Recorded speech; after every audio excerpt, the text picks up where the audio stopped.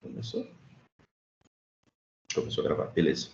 Bom, gente, bom dia a todos, todas, todos que estão aí nos vendo. A gente começa, né, dizendo aquele provérbio africano: se quiser ir rápido, vá sozinho; se quiser ir longe, vá acompanhado.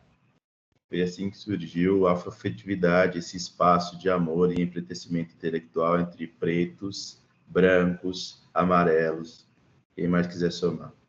A afrofetividade, ele nasce entre primos oriundos de Andradina, Carol tá aí, Aline, Anelisa, Fabiana, Samora, estamos aí, que hoje se encontram em outros cantos desse país com a finalidade de eternizarem a história do seu povo naquela cidade, bem como a propagarem a história fora de uma visão eurocêntrica e de juntos fortificarem o seu povo. O grupo cresceu e ele pertence a todos nós aqui, inclusive a cada um de vocês que aqui chegam e ficam, né? Então, por esse motivo, decidimos vir e dividir com vocês o que conversamos, também escutamos, né? E o que pensamos, principalmente na questão da gente agir sobre aquilo que nos afeta. Aqui só não há espaço para pessoas que não entendem o propósito da afroafetividade, que é o amor e a empatia. Nós somos um grupo de pessoas empáticas com todos que lutam pelo combate ao racismo. Lutamos por uma sociedade mais justa e refletimos sobre situações específicas em que somos colocados diariamente. Respeitamos a pluralidade de gênero, cor, raça, religião, de todos os participantes e de pessoas aqui em geral. O grupo, como não poderia ser, é um grupo politizado. O que nós não somos?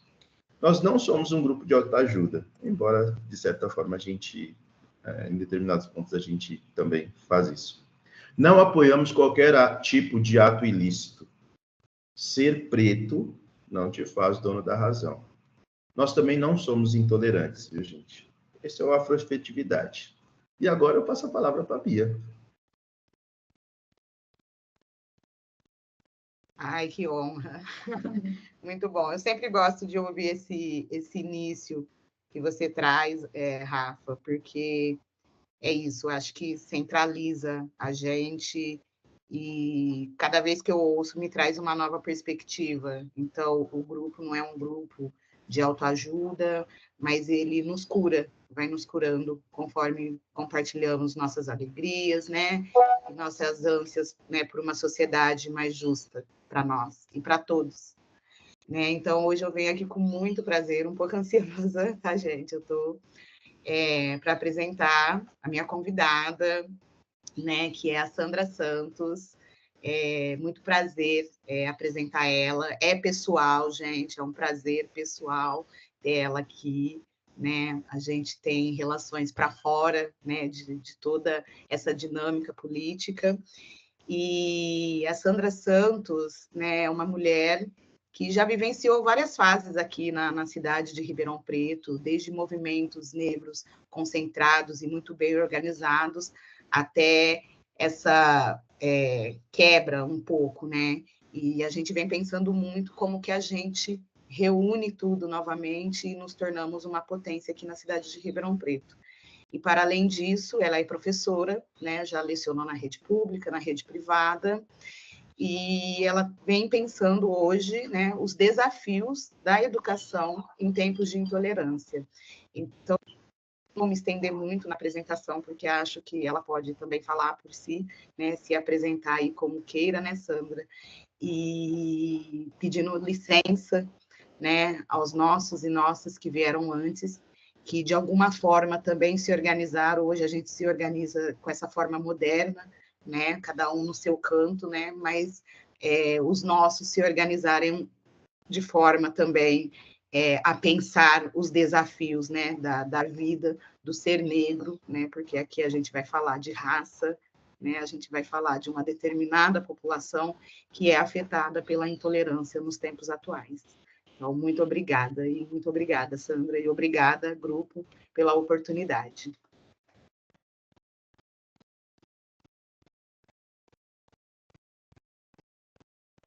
Bom dia a todos. Antes de qualquer coisa, peço licença a todos os meus e as minhas mais velhas, os mais novos e aos iguais. É com imenso prazer e respeito que eu estou aqui nessa partilha com vocês. Meu nome é Sandra Santos, sou mãe, sou avó, mãe solo, professora há 24 anos, gosto do chão da escola, como costumamos falar, né? E passei, como a Bia disse, pelo estado, passei pelo município e atualmente, há 18 anos, eu estou na rede privada.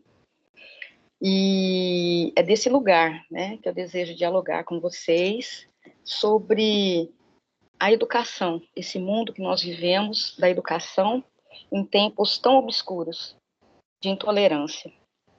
E eu gostaria já de começar, e é uma conversa que eu e a Bia já tivemos, né, com relação às múltiplas teorias que existem sobre a educação e a aprendizagem.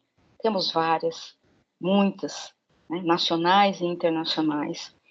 Mas eu ainda busco alguma teoria ou algumas teorias que poderiam nos colocar como proceder diante de um quadro na escola, quando o aluno na segunda-feira chega morto de fome, porque ele só come na escola. Gostaria de saber onde está alguma teoria, onde tem, de como a gente poderia proceder com relação a uma criança que na hora de ir embora fica toda apreensiva com relação a quem vai buscá-la. E dependendo de quem for, e eu fico emocionada porque são vivências. Não são meros exemplos, são vivências. Ela segura na sua mão, te olha e entende que você não vai poder interferir naquele momento. Então, gostaria de saber onde estão as teorias que poderiam nos orientar sobre como proceder com relação à aluna, à menina de 12 anos, que engravida e quer continuar indo para a escola. Então, nesse universo que eu acho importante a gente começar a dialogar sobre a intolerância. Então, o que eu fiz aqui? Eu coloquei um breve slide, tá, com pequenas coisas escritas, porque eu trouxe mais vídeos, e a ideia é a gente conversar sobre o que está sendo trazido nesses vídeos, ok? Então, pode mudar, Rafa, por favor.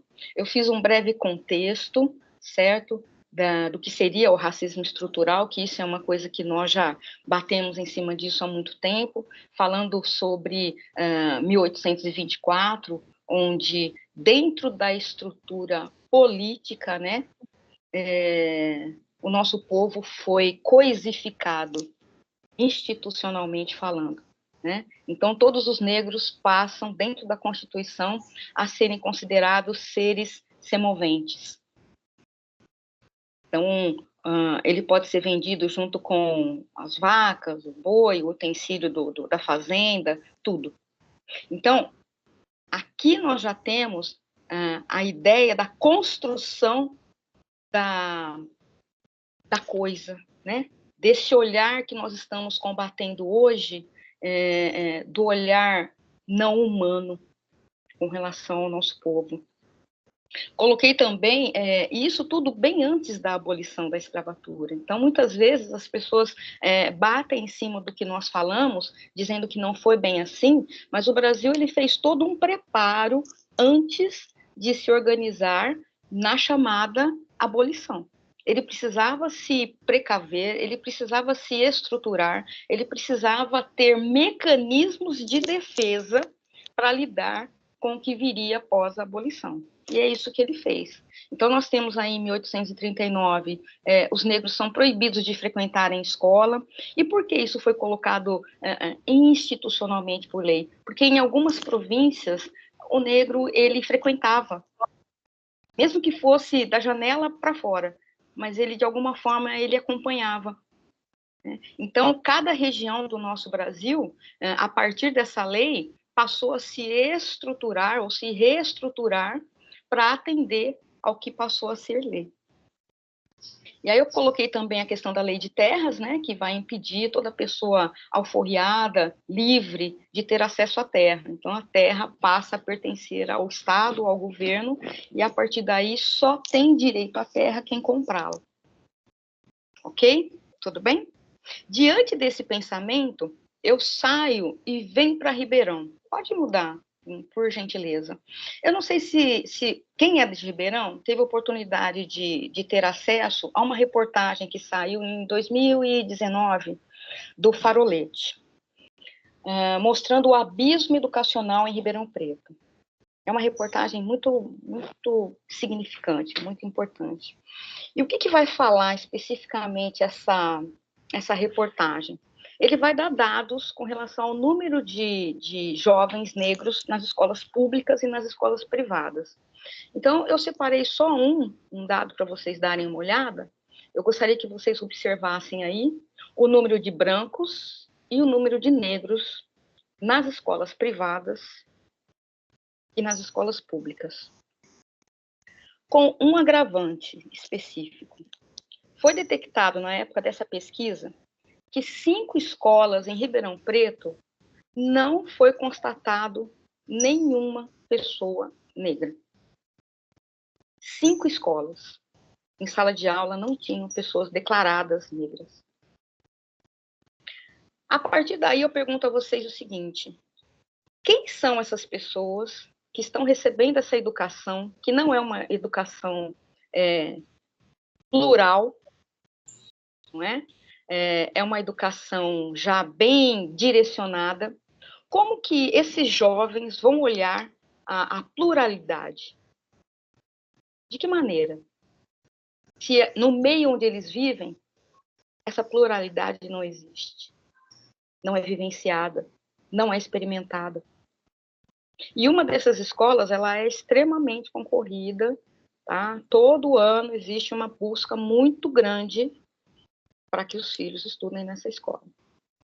E aí, é desse universo que irão sair os futuros juízes, né? Os futuros médicos, já dentro de uma estrutura onde, para eles, lidar com o plural vai ser algo delicado, difícil, é estranho, muitas vezes, para alguns. Ok? Pode mudar, por favor. Eu coloquei aqui algumas coisas que nós podemos, né, tá conversando sobre. Os vídeos, eles vão, digamos assim, ser bem direcionados com relação à intolerância religiosa, racial, a social, principalmente. E aí, o que eu pensei? Eu pensei em a gente trabalhar bem o tempo e eu gostaria de passar o primeiro e o segundo vídeo de forma separada, ouvir as impressões de vocês logo em seguida, porque são vídeos assim que vão trazer muita reflexão. E eu também, logo no primeiro vídeo, eu gostaria de colocar algumas observações para vocês. Tudo bem? Podemos seguir? Pode colocar, Rafa, por favor, o primeiro vídeo. Todas as crianças de terreiro são unânimes em dizer: todo lugar discrimina, nenhum lugar é tão cruel como a escola.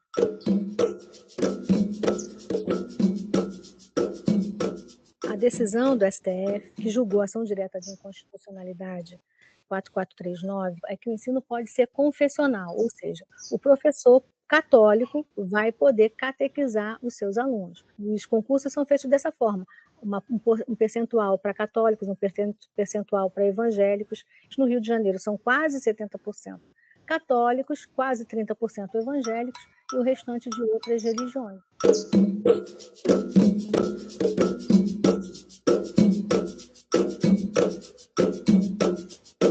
O importante do Grupo Que Querer, em Urubá pequeno, porque a gente só pesquisa crianças e jovens, o importante foi que desde aquela época a gente já sinalizava que o ensino religioso nas escolas contribuía e vai continuar contribuindo agora nessa modalidade que foi aprovada para o aumento da discriminação de crianças do candomblé.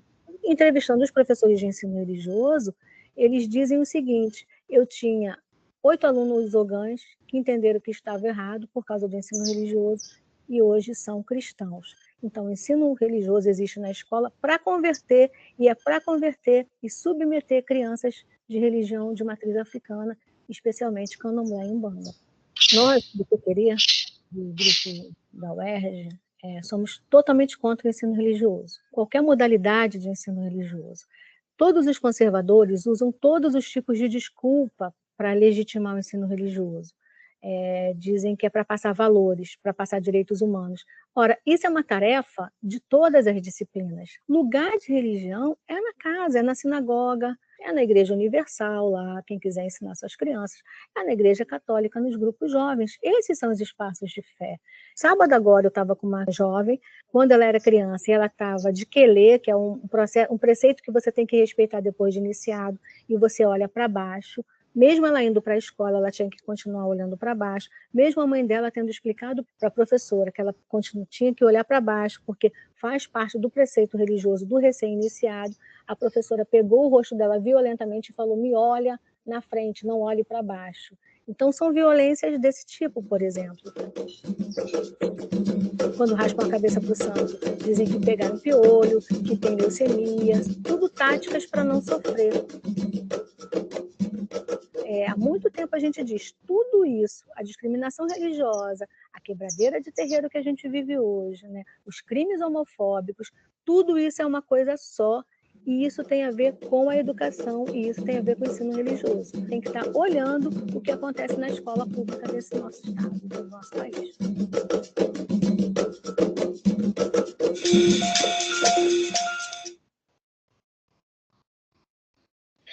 Bom, só um minutinho, Rafa, depois a gente passa esse. É uma provocação que eu quero dizer assim, de troca mesmo. Porque será que nós, de fato, vivemos em um Estado laico? Será que nós temos, de fato, um Estado laico? Precisamos pensar muito sério sobre isso. Porque muita gente fala que o Brasil é laico, mas será que ele é? Nós temos ensino religioso desde... Gente, na minha época, quando eu estudava, tá? Me lembro quantas vezes eu fui colocada para fora, porque a formação da minha família era uma formação espírita. E eu sempre fui ensinada pelo meu avô, pela minha avó, que era para falar. Eu sou espírita. Então, quando entrava a professora de religião, ela perguntava e a gente saía da sala. Então, diante disso, desde quando o Brasil é laico de fato? Se ele é de fato laico, por que temos aula de ensino religioso nas escolas? Outra coisa, quem dá essa aula? É o professor de matemática, de história, de filosofia, sociologia, geografia? Quem é? Vai ter nota? Vai computar a frequência? Como funciona isso? Então, isso é muito sério. Isso é muito sério porque é dentro das escolas que nós estamos vivenciando uma das maiores intolerâncias. Desde os menores, as crianças do terreiro, que são acostumadas aí com seus pais no terreiro, que gostam do batuque, não é? E que chegam na escola cantando um ponto. O que acontece com essas crianças? Em que momento essas crianças são acolhidas diante de uma situação como essa? Então, eu trouxe esse vídeo para a gente pensar principalmente sobre essa fala de que o Brasil é laico. Então, eu não sei se de fato eu estou questionando demais, e aí eu estou aqui para compartilhar com vocês todas essas minhas angústias, ok? Desse questionamento que eu faço. Somos um país laico, de fato? O que vocês acham?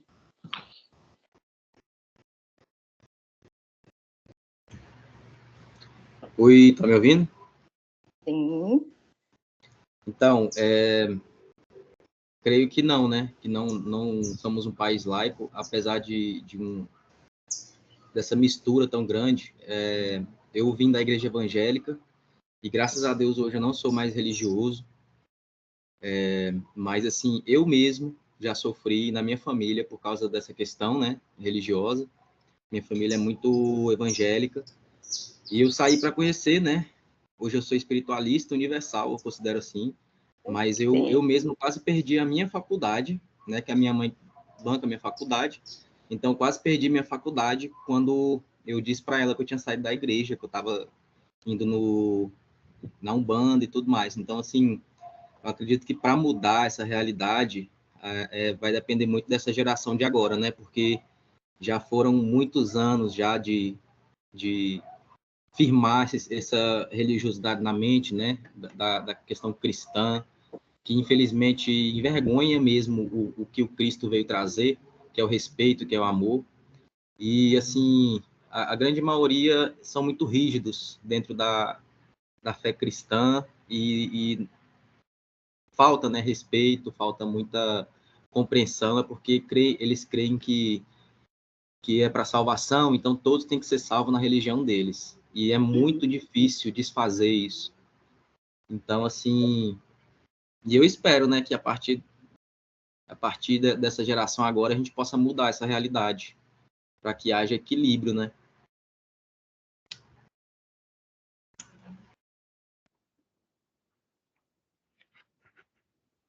Mais alguém gostaria Sandra, de falar?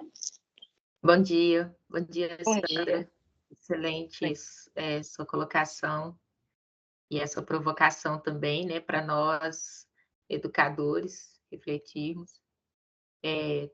Estou no contexto de uma cidade que é Palmas, Tocantins, que eu percebo que o ambiente da escola pública hoje, aqui, principalmente do município, é muito evangélico. Evangélico mesmo. Eu tenho 2 filhos, um no ambiente de uma rede privada, confessional, e uma na rede municipal de educação. E eu vejo claramente, né, o quanto minha filha, no cotidiano, vem sendo doutrinada para esse contexto evangélico.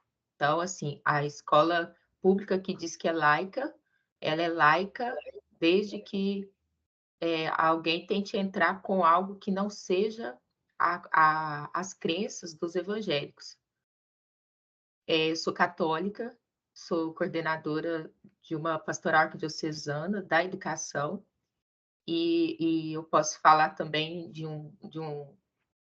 uma propriedade de alguém que sai de uma rede privada, né, por 9 anos, e o que eu observei é que no contexto da rede privada, as crenças dos estudantes são mais respeitadas. O conteúdo, por exemplo, do ensino religioso, embora ele foi feito para esse ambiente privado, ele é muito transversal e respeitoso para com as religiões. Ao longo dos anos, inclusive, falta de críticas, né, do quanto que o ensino religioso da escola confessional não tinha coisas específicas do catolicismo. Eu já escutei essa crítica por muitos anos, né? Mas é exatamente o caminho para que haja um conteúdo que não queira doutrinar ninguém, né? Que acolha todas as religiões e que de fato não queira invadir, né? Que é a crença do outro. E já na rede pública, eu percebo hoje assim, um grande desafio, porque se impõe mais que é laico, né? E, no entanto, as práticas dos professores não são. Então, eu tenho, nesse momento, um desafio, que é uma pesquisa para tratar sobre isso, a nível de arquidiocese, para visualizar, né, essas práticas, não apenas no contexto do ensino religioso, mas também de perceber as crenças dos educadores, né, nesses diversos espaços, tanto na rede privada quanto pública. Então, é muito interessante quando você nos provoca a pensar como que a criança chega da escola, como que ela precisa ser percebida por aqueles que estão ali na posição de autoridade, de educadores, mas com a sua história, com as suas práticas, com os seus valores, e que, infelizmente, por essa falta mesmo de conhecimento e de respeito mesmo para com as religiões, principalmente as de matrizes africanas, elas são as que mais sofrem, né? Então, eu estou gostando muito da sua provocação, né, digamos assim, e também da sua fala com muita autoridade de quem está no chão da educação. Muito obrigada.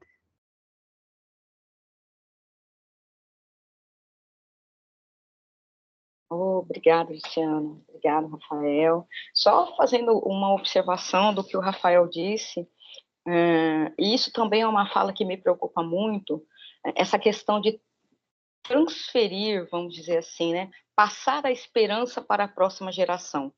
Gente, para os professores que estão no chão da escola, vocês sabem, nós estamos vendo como estão os nossos jovens.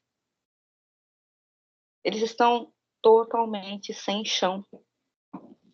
Eles estão passando por um processo de busca de algo que nem eles conseguem, de fato, verbalizar o que eles estão em busca. Vivendo muitas emoções, vivendo muitas situações onde, em alguns, eles acreditam que não terão possibilidade de mudança.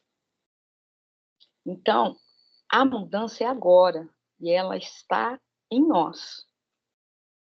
Ela precisa partir de nós que estamos vivenciando tudo o que está acontecendo. Até que ponto e qual é o nosso posicionamento dentro de sala de aula com essas crianças, independente de nossas crenças?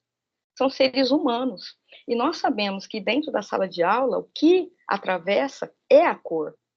A ponto de você ter crianças na creche, onde a auxiliar dá banho nas crianças brancas e não dá banho na criança preta.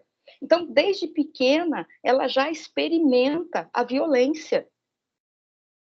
Desde pequena, desde muito cedo. Ela não é acolhida no espaço escolar, ela não é acolhida pelaquilo que atravessa, que é a cor da pele.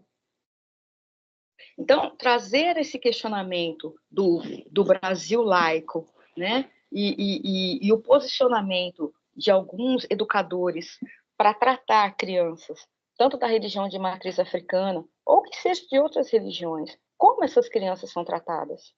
Como elas estão sendo tratadas? E por que nós... e não seria bem o porquê, mas também é uma provocação. Principalmente na rede pública, que vem passando por um processo de falta de tudo. Não é? É a falta de estrutura, é a falta disso. Isso traz para nós, professores, uma angústia muito grande. Muito grande. E você, muitas vezes, presencia professores que dão aula em periferia, que já estão num estado emocional abalado. E chegam na escola já querendo ir embora. Chegam na escola e já construíram toda aquela visão negativa do espaço onde ele está. E ele acredita que a culpa de estar vivendo tudo que ele está vivendo de ruim, de negativo, é de alguém, daquele espaço. Quem vai pagar por isso? Quem vai receber as primeiras investidas violentas? Então, o que acontece, esse jogo perverso da intolerância e do racismo, é que o professor, se ele não toma cuidado, ele acaba se tornando uma extensão, aquela mão final para derrubar o aluno no abismo. Ele acaba se personalizando naquela violência necessária para simplesmente acabar com os sonhos daqueles jovens. Porque é na sala de aula que os sonhos são destruídos. É no espaço escolar que as piores violências são praticadas. E muitas vezes pelo olhar do professor. Né? Então, esse jogo, quando o professor se sente muitas vezes atravessado por um cansaço que nós sabemos que existe, por uma série de outras coisas, é no ambiente escolar que muitas vezes isso vai estourar. E o que é triste, né? Muitas vezes são crianças que ainda não sabem se defender. Então, como a Bia disse que dá aula no EJA, né? E que, poxa, no EJA, o que fez esse jovem deixar a escola do ensino formal para ir para o EJA? E o olhar de que você não deveria estar aqui? Esse olhar eu conheço, né? Muitos de nós conhecemos, né? Aquele olhar do professor para nós no fundo da sala, de que, ó, não vai nem terminar o ano, ou com certeza vai engravidar. Então, esse olhar também mata. Esse olhar também tira a esperança. Esse olhar também nos coloca para fora da escola. Fala, Bia, vamos lá. Você vai falando, foram tantos atravessamentos depois da fala da Lu, enfim, já me emocionei, já chorei. E eu queria falar da intolerância social, que é um lugar que eu acho que é bem interessante, porque é isso, eu dou aula em periferia, e esse ano eu estou na educação infantil. E eu sempre brinco que a gente precisa conversar sobre acesso a banho, enquanto não só dignidade, mas como forma de socialização das próprias crianças entre si. Né? A gente está falando sobre tantos acessos, mas a gente não está falando do acesso ao banho, e eu falo muito diante de vivências da realidade da qual eu vivencio, que são crianças que moram em favelas. E, gente, eu gosto de falar favelas porque eu acho que comunidade é um jeito social que a mídia branca resolveu para romantizar esses espaços como espaço de resistências de coisas que muitos de nós não resistiríamos.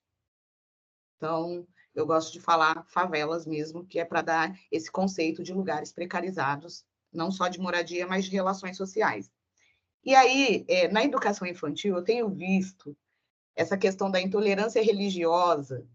Tem uma criança negra que, desde o primeiro dia de aula, ela tem uma corda, quase pensando nas palhas de Obaluaiê, e ela vai com essa cordinha no pé, né, no tornozelo. E desde o primeiro dia, algumas professoras começaram a questionar o que era aquilo.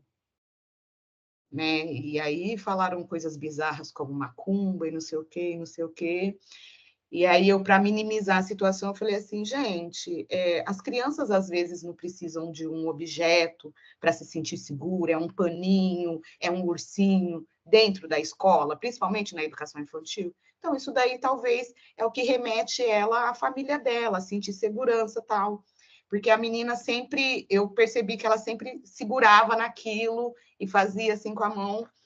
E foi muito bizarro ver elas pensarem coisas assim bizarras e falando de espírito. E elas falam, Sandra, essa escola, as professoras da Zona Sul, essa escola tem uma energia ruim. Essas crianças, nada a gente consegue com elas. E todas as crianças vão sofrer um pouquinho de represália, mas as crianças negras, a esses corpos, estão destinados às maiores formas de violência para ela que se sinta derrotada. Eu vi criança negra sendo expulsa de sala de aula com 3 anos, da professora falar, eu não vou ficar com esse menino. E tem um menino não negro na sala de aula que apronta da mesma forma, mas ele precisa ter um olhar. Entende? Então, essa destruição do sujeito, seja por meio da intolerância social, seja por meio da intolerância religiosa, sexual e tantas outras, ela vai ser experimentada dentro da educação com mais força nos corpos negros. Entende? Porque eu também dei aula numa escola de ensino fundamental 1, e as meninas negras, quando falavam que era de terreiro, elas eram logo podadas. As meninas não negras, elas ainda tinham uma resistência. Então, elas iam ainda com os seus adornos, com os seus colares, remetendo às religiões afro-indígenas. Só que as meninas negras, elas se disfarçavam. Então, teve muita menina negra que falou assim, tia, eu estou indo para a igreja com a minha mãe, mas eu gosto mesmo é da pombagira. Eu gosto mesmo é do batuque. Só que a elas e aos meninos, eles não terão o direito nem de se disfarçar igual as pessoas não negras que seguem essas religiões de matriz africana. Entende? Para entender como que essa violência está ali acirrada dentro desse processo de intolerância, mas que vai bater na intolerância do racismo. Né? É o racismo que é o recorte de todas as intolerâncias. E só para finalizar, ai, meu Deus, me escapou. A Sandra falou algo sobre... Enfim, gente, é isso. É um processo. Quem são os professores que estão dando aula de ensino religioso? Se no próprio currículo não tem ensino religioso. São os professores de língua portuguesa, de história, de geografia, de sociologia, de filosofia, dentro da rede pública. E dentro da rede pública é onde estão a maioria dos nossos. Entendeu? E a todo momento, isso eu vejo, gente, na educação infantil já tem isso. Tem professoras falando, olha, as crianças estão perdidas porque é isso. São criadas por famílias disfuncionais, não tem pai, não tem mãe. Aí o pai vai no terreiro, a mãe não sei o quê. Eles não procuram Deus. Então, é essa energia que está reverberando dentro da educação atual. E está ficando pior. Isso tem me causado ânsia, medo. Eu já pensei em pegar atestado para não ir trabalhar.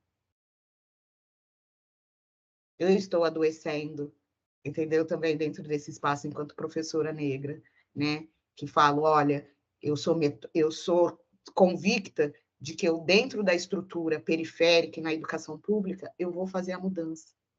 Só que está muito difícil, pelo recorte atual. Muito difícil. Estamos vivendo tempos seríssimos de intolerância e investimento na derrota de alguns sujeitos que sabemos quais são.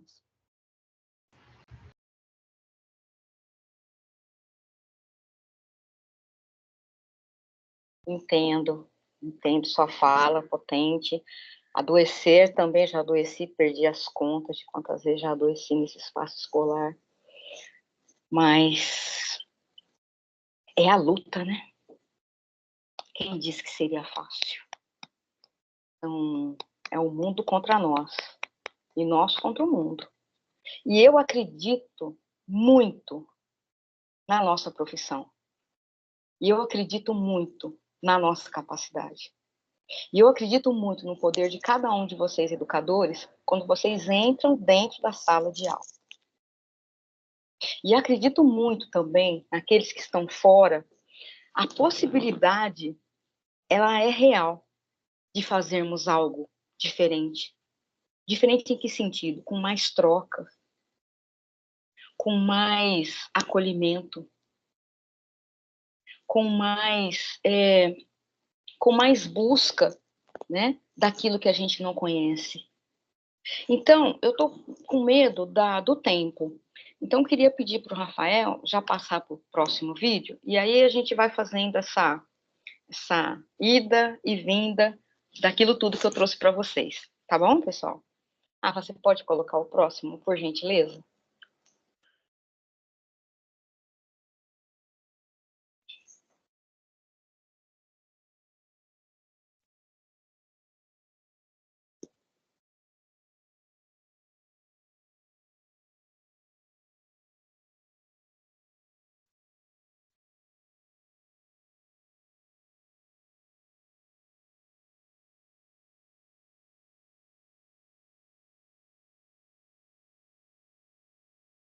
A Universidade de Harvard, nos Estados Unidos, cruzou dados de estudos sobre a experiência cotidiana do racismo e fez um diagnóstico chocante.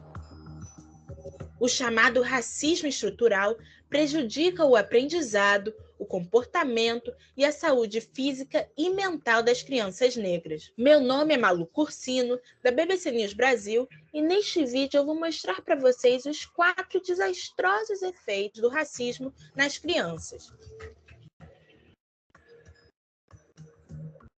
Episódios diários de racismo, como ser alvo de preconceito ou mesmo presenciar a violência sofrida por outras pessoas da mesma cor, têm um efeito duradouro e cruel sobre as crianças negras, segundo a pesquisa do Centro de Desenvolvimento Infantil da Universidade de Harvard. Ou seja, o impacto existe não apenas quando você é o alvo, mas quando uma violência acomete alguém próximo, um semelhante.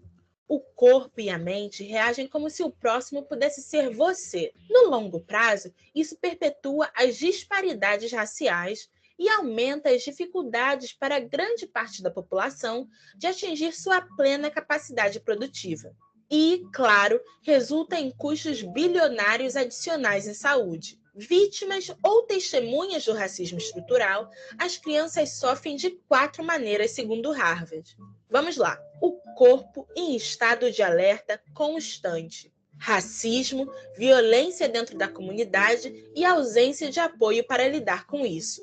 Estes são exemplos do que Harvard chama de experiências adversas na infância. Segundo o estudo, passar toda hora por essas situações relacionadas ao racismo, como alvo ou testemunha, põe o cérebro em estado constante de alerta e provoca o chamado estresse tóxico. Esse conceito é muito importante. Significa que áreas do cérebro destinadas a lidar com medo, ansiedade e impulsividade produzem excesso de conexões neurais. E esse excesso de atividade em um lado atrapalha áreas do cérebro dedicadas à racionalização, ao planejamento e ao controle de comportamento, que acabam produzindo menos conexões neurais. Esse desequilíbrio prejudica o aprendizado e a saúde mental dessas crianças. De acordo com Harvard, pesquisas não deixam dúvidas.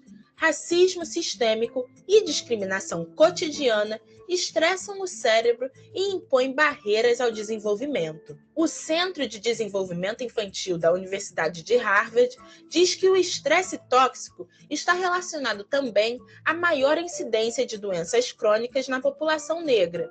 E este é o segundo dos 4 pontos que mostro aqui. Segundo Harvard, americanos negros têm, em média, mais problemas crônicos de saúde e vida mais curta do que brancos, e isso em todos os níveis de renda. Ou seja, aquela ideia de que a ascensão econômica apaga os efeitos do racismo estrutural é posta em xeque por esses resultados. Os estudos foram feitos nos Estados Unidos, mas os paralelos com o Brasil, infelizmente, são claros. Veja a incidência de diabetes no Brasil. A doença é, por exemplo, 50% mais comum entre mulheres negras do que em brancas. Pressão alta é outra doença muito comum no Brasil e que é mais prevalente entre negros do que entre brancos. Isso tem a ver com estresse, educação alimentar, renda e acesso a medicamentos. Os números mais chocantes, porém, são os de violência armada, como a que vitimou as primas Emily e Rebecca. Elas foram mortas enquanto brincavam na porta de casa, em Duque de Caxias, no Rio de Janeiro, quando foram atingidas por um tiro de fuzil no dia 4 de dezembro. As circunstâncias ainda estão sendo investigadas, mas a família afirmou que o tiro partiu de uma viatura policial. Emily tinha 4 anos e Rebecca 7. E como o racismo estrutural se encaixa aqui?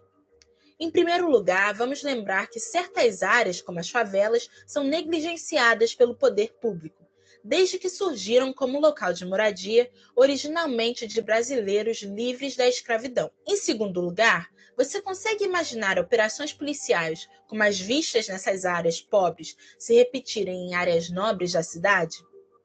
E o racismo estrutural se revela assim, com políticas que têm a discriminação em sua base, muitas vezes histórica. Não vamos esquecer que o medo da violência afeta todos os brasileiros. Mas imaginem o impacto naqueles que veem essas mortes da porta de casa, ou na porta de casa. O Atlas da Violência mostra que a chance de morrer assassinado se você for negro é muito maior do que se você for branco. A cada 4 pessoas assassinadas no Brasil, 3 são negras. Se falarmos sobre mortes por suicídio, ou seja, saúde mental, as diferenças também são alarmantes. Conversamos com a psicóloga Cristiane Ribeiro, autora de um estudo recente sobre como a população negra lida com o sofrimento físico e mental. O sofrimento psíquico, né, tá aí muito marcado nessas histórias de vida, né? Assim, muitas vezes chegam aos números altíssimos de suicídio, por exemplo, né? Assim, os suicídios entre a população negra também é estatisticamente superior aos suicídios na população branca, né? Isso é um dado muito marcante, inclusive, na adolescência, né? No Brasil, de cada 10 suicídios de adolescentes em 2016, 6 foram de jovens negros e 4 de brancos, segundo pesquisa do Ministério da Saúde, publicada no ano passado. Por que essa violência ela é tão marcante entre uma pessoa negra e outra, né? Porque a gente aprendeu que o nosso semelhante é o pior possível. Né? São todos os estereótipos do pior. Então, isso é transmitido. Tem estatísticas aí, não sei, né, se nas suas pesquisas, que as crianças negras são menos abraçadas assim, na educação infantil, né? Recebem menos afeto dos professores.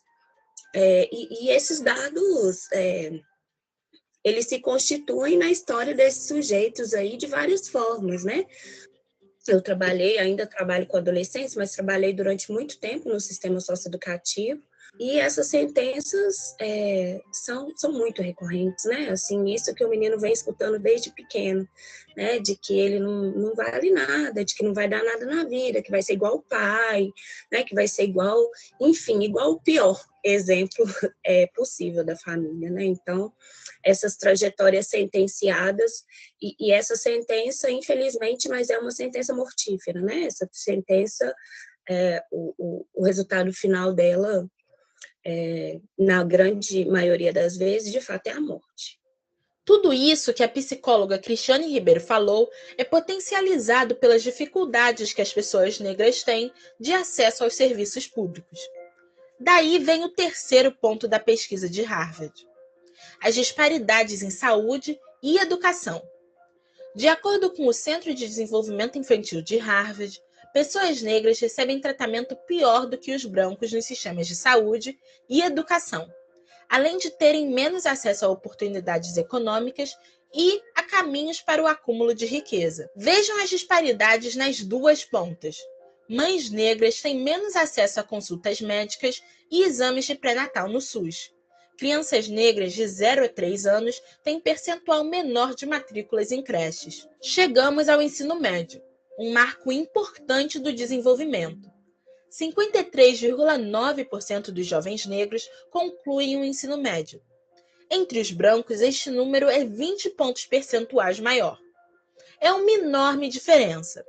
Mais uma vez, onde estão as políticas para manter esses jovens mais tempo na escola? Os efeitos do racismo estrutural nas crianças e jovens atingem também pais e responsáveis, afirma Harvard. E este é o quarto e último efeito de que vamos tratar: responsáveis fragilizados. Harvard reuniu dezenas de pesquisas clínicas sobre o que os pesquisadores chamam de exposição indireta ao racismo. Mesmo quando não são alvo direto de violência racista, crianças ficam traumatizadas ao testemunhar ou escutar sobre eventos que tenham afetado pessoas próximas a elas. Isso faz com que os pais, e responsáveis por sua vez, tenham a autoestima fragilizada. Harvard correlaciona isso até mesmo a chances maiores de crianças não brancas nascerem prematuramente. Segundo Cristiane Ribeiro, conclusões como essa derrubam qualquer ideia de que um racismo menos direto e mais sutil é, portanto, menos danoso. Isso que as pessoas que a gente, né, costuma nomear de uma sutileza do racismo, assim, não, né, na minha perspectiva, não tem nada de sutil, porque diferente de alguém gritar macaco na rua, e aí você olha para o lado, a primeira coisa que você faz é olhar para o lado e receber o olhar das pessoas do tipo, eu ouvi também, assim, que absurdo, né? Assim, essa indignação é compartilhada, diferente do olhar, né? O olhar é aquilo que só aquele sujeito está sentindo, só ele viu, só ele percebeu, e mobiliza uma série de memórias afetivas, né? Então, mesmo a militante mais empoderada, mais consciente dos seus direitos, que horas que dá para ser frágil nessa lógica, né, da violência, do racismo, assim. Então, quando esse olhar te atravessa, naquele dia que tudo que você queria era o direito de estar frágil, ele destroça essa dor tão solitária, né, que é a que o olhar provoca. Qual que é a sutileza que pode ter nela, sabe? Não é nada sutil. É muito violento, tão violento quanto ser chamada de macaca. E como romper este ciclo perverso e até mesmo mortal? Harvard recomenda que os indivíduos busquem ativamente reduzir seus próprios preconceitos. A universidade também defende políticas públicas para acabar com o racismo nas contratações, na oferta de crédito e nos programas de habitação. Outra sugestão é estimular treinamento contra o preconceito e iniciativas de policiamento comunitário. Outro elemento importante, segundo Cristiane Ribeiro, é levar não apenas o tema para escolas, como também lembrar do papel do afeto na construção da autoestima dessas crianças. Se eu tenho uma escola repleta de pessoas negras, pessoas com diferentes orientações sexuais, mas isso não é dito, né? Isso não é trabalhado, não é tratado, né? Você tem as mesmas opressões e segregações que você vai ter em outros espaços. Fazer o que a educação tinha que fazer, que era extinguir o lápis cor de pele. Tem tanta cor de pele, por que um lápis rosa vai representar uma cor de pele? Isso muda o mundo de uma criança, né? E a gente consegue recolher isso no relato das próprias crianças, nas vivências cotidianas, né? E dos pais, porque a criança educa a família, né? Mas também esses, assim, onde essa criança com cabelo crespo, né? Aquele cabelo que numa escola onde isso não é minimamente tratado, aquele cabelo que vão pentear os cabelos na hora do banhinho, lá vamos, mas só os cabelos lisos, né? Só os cabelos que não dão tanto trabalho assim para pentear. Como é que penteia um cabelo crespo de uma criança na escola? E aí, essa professora que dá conta de fazer isso, de tratar aquele cabelo de uma forma tão afetiva quanto ela trata um cabelo escorridinho, né? Ela muda o mundo dessa criança. Muda o mundo, inclusive construindo nessa criança defesas para que ela mesma responda por ela. Quando esse cabelo for chamado de duro, de feio, quando alguém fala, mas pintei esse cabelo, tá tudo para cima. Ela já tem um nome para isso, né? O meu cabelo não tá para cima, meu cabelo é Black Power. Minha professora falou, sabe? Isso muda, de fato, essa possibilidade de uma criança se olhar no espelho e ver alguma coisa que não seja... e ver beleza, né? Assim, ver beleza. Que esse é um direito que está sendo conquistado muito aos poucos, sabe? Outra contribuição importante é abordar nas escolas aspectos positivos do passado e do presente. Afinal, a criança precisa se identificar com histórias e personagens positivos. Por exemplo, ensinar uma história da África que vá muito além da escravidão. Tá aí uma ideia para um próximo vídeo, não é? E não só falar do passado, como também do presente. Eu tive a sorte de ter uma mãe cientista, mas quantas crianças negras acabaram se deparando com mais barreiras do que inspiração? Tem muita história inspiradora por aí. De gente da minha cor, da nossa cor. Espero que você tenha curtido esse vídeo da BBC News Brasil. Se gostou, não deixe de compartilhar com seus conhecidos através do nosso canal do YouTube ou outras redes sociais. Até a próxima!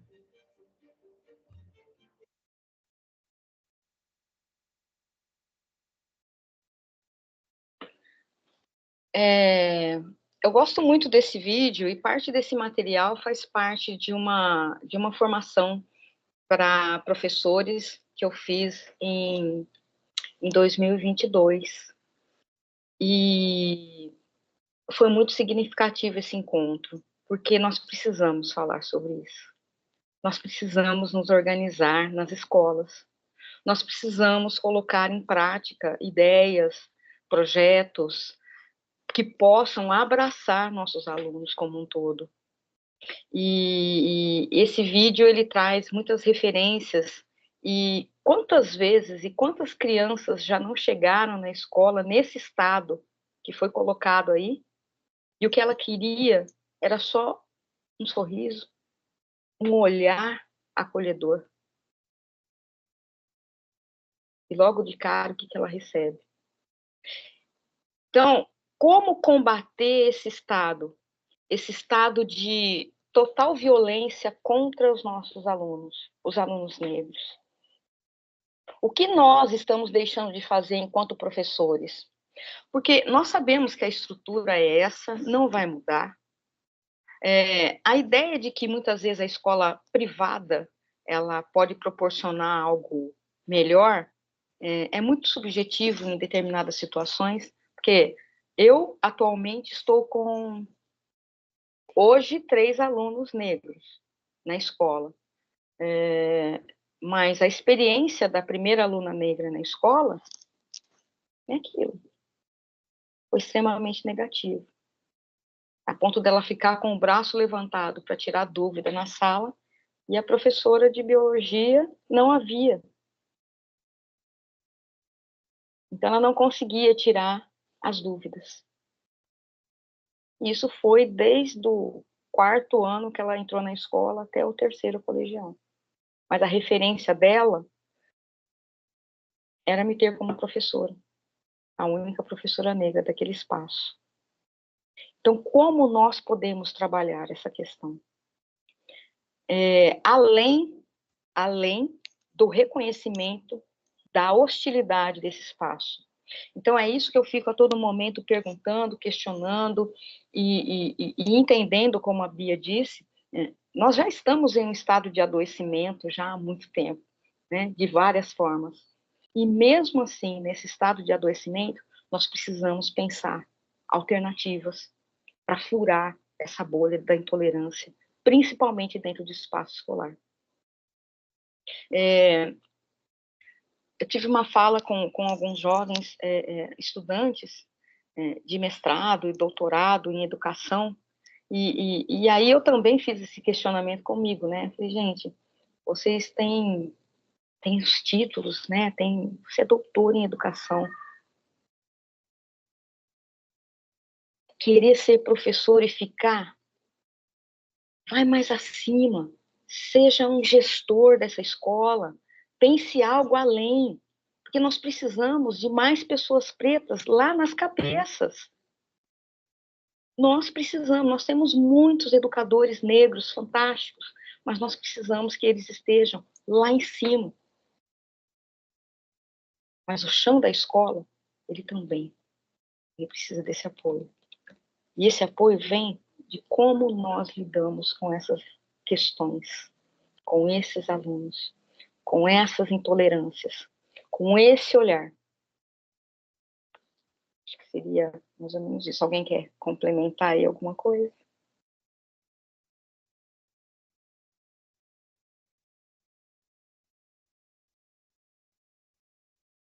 Dagmar. Olá, Dagmar, bom dia. Bom dia a todos. Estou vendo a fala da Sandra. Bom dia a todos. Axé. Estou vendo a fala da Sandra aqui. Eu sempre tive esse mesmo pensamento, esse mesmo fundamento. Só um minutinho, porque o Dagmar, ele levantou a mão primeiro e eu acho que o microfone dele tá no mudo. Só um minutinho, por gentileza. Dagmar? Olha se melhorou. Não, tá dando para ouvir. Tá dando para ouvir. A gente está conseguindo ouvir. Ah, tá, ok. Me ouve? Sim, agora sim. A fala da Sandra foi bem pertinente, porque eu sempre tive esse pensamento. Eu sou professora há 25 anos e estou na gestão de uma escola há 6 anos, mais ou menos, 6 anos que eu estou na vice-direção. E com essa mudança da sala de aula, que eu sempre procurei incentivar os meus alunos a crescer, a buscar o entendimento, que eles têm que buscar o lugar. Então, eu lembro direitinho quando um aluno mudou da escola particular para a escola pública, lá para a minha escola, lá para o Joaquim Vilela. Eu fui chamar a atenção dele um dia e depois precisou chamar o pai, né? E a primeira pergunta que o pai me fez, ao invés de questionar o porquê, isso ainda estava professor ainda, não estava na vice-direção, foi me questionar, ele falou assim, mas a senhora é aquela que mora lá na cantina, né? Eu falei, sou aquela professora que mora lá no bairro Zanã. Ah, lá naquela comunidade? Eu falei, não, aquela comunidade não. Moro no bairro Zanã, que até pouco tempo era considerado uma favela, mas nós estamos revertendo esse processo, porque eu estou colocando o povo de lá para estudar, estou tentando incentivar, mostrar que eu sou daqui, e aqui que é meu lugar, é aqui que eu vou transformar. Eu não queria saber o porquê que o filho dele estava dando trabalho, nem nada. Ele queria só me menosprezar, né? Então, a intenção dele foi me jogar para baixo. E depois de anos disso, eu falei, não, agora eu preciso entrar na direção de uma escola. Porque eu preciso mostrar que todos os alunos de bairros que nós temos aqui, porque aqui a gente não tem as favelas, né? Que Boa Esperança nós não temos favelas, são os bairros mais afastados, são as periferias, com todos os problemas que as favelas têm. E o que eu coloco na cabeça dos meus alunos? Olha, nós viemos aqui para brilhar, você não está aqui por acaso. E falo muito dessa transformação do estudo, porque eu tenho que me reconhecer. Eu lembro direitinho, quando eu cortei o cabelo a primeira vez, que eu sempre usei, primeiro era sempre alisado, de repente ele começou a cair por conta de medicação, depois foi para as tranças, então eu sempre fui meio mutante com o cabelo, mas eu era doida para cortar o cabelo mesmo, deixar ele bem Joãozinho.